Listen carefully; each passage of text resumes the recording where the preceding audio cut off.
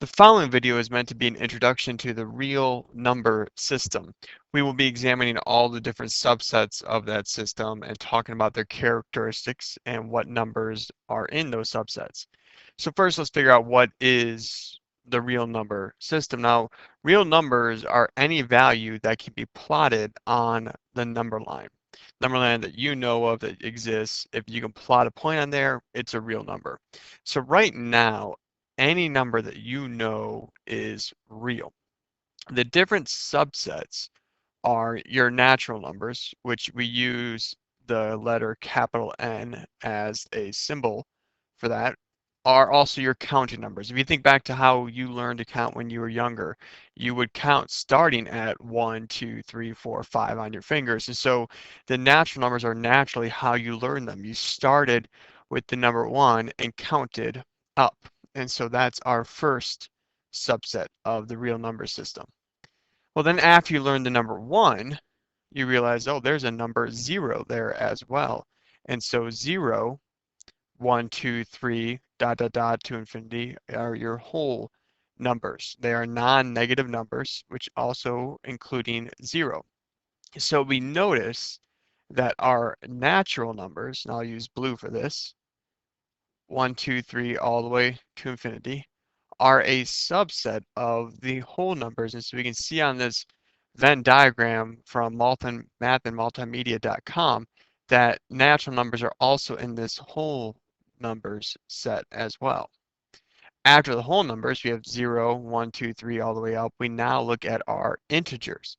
And integers are positive and negative whole numbers for it. And so we can see that our, and I said we'll use blue for natural numbers, 1, 2, 3, all the way to infinity, is a subset of integers. And we can also see that my whole numbers, 0, 1, 2, 3 to infinity, is a subset of integers as well. So if I have a whole number, we can see 0, 1, 2, 3, it's also going to be an integer. If I have a natural number, say 3, it's going to be a natural, whole, and integer. We can see visually that if you have a natural number, it's contained in the whole numbers and it's contained in the integers for it. If you have a whole number, it's contained in the integers for it. So after integers, we now have all the numbers, if you think about, that are nice, positive and negative whole numbers. But what about those decimals and those fractions? Well, those can be broken into two sets. You have rational, which capital Q is the symbol for. Those are numbers that can be written as a ratio or written as a fraction. They include repeating and terminating decimals. We see our examples here. And so rational numbers start to fill in the gaps with those decimals. And we also have our irrational numbers, which are non-repeating and non-terminating decimals. Our examples, we have radical 7, pi, and right now you don't know, but the letter E has a numerical value that is irrational as well. And those are all off by themselves.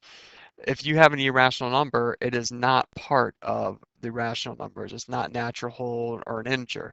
It's all by itself here.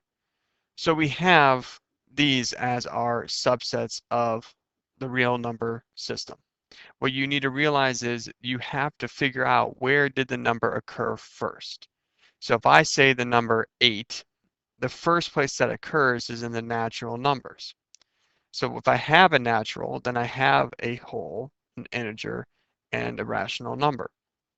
If I say 3/4, that starts at rational, so that's only out here. It's not an integer, it's not whole, it's not natural, it's just rational itself.